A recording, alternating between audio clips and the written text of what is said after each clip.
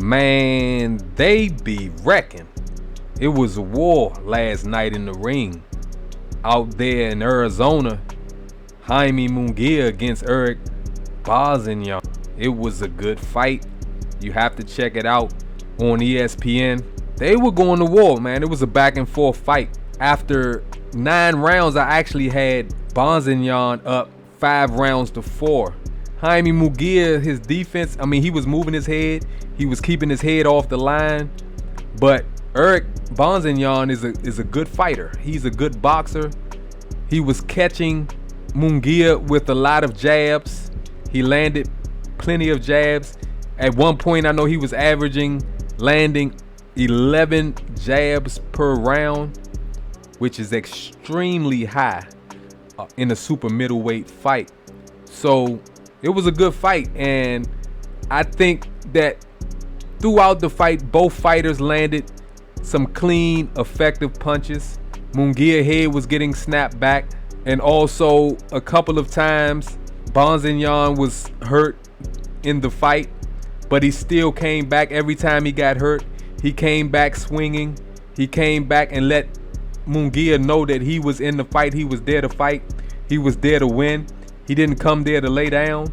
Bazinyan came into the fight 32-0 with 1 draw, and he had 23 knockouts up against Munguia, who came into the fight 43-1. His only loss to a legend, Mexican legend, in Canelo Alvarez. So his resume, of course, fighting Canelo, going the distance, 43-1. His only loss to Canelo. I favored Munguia in the fight, but Bazinyan was putting up a good hell of a fight, and I didn't know which way it would go. I know that Munguia had, or seemed to have, more of the power, but the cleaner punches, the most accurate punches, seemed to be coming from Bazinyan. But when it got into the 10th round, and like I said, Bazinyan was hurt in the fight, but in the 10th round, he got hurt, and Munguia seemed to keep his win this time, and he was effectively able to land punches consistently after getting Bazinyan hurt. And Bazinyan went down, and he just couldn't muster up the strength to get back up. It was a good fight. It was a hell of a fight. Go on ESPN Plus if you got it.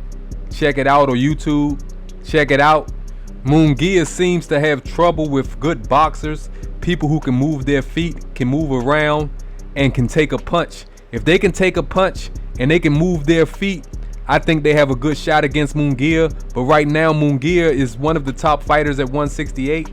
I think he should definitely seek another rematch with Canelo. But Canelo needs to fight Benavidez, but that's another story for another day. But Jaime, keep doing your thing. That's what it is, folks. I'll talk to you next time.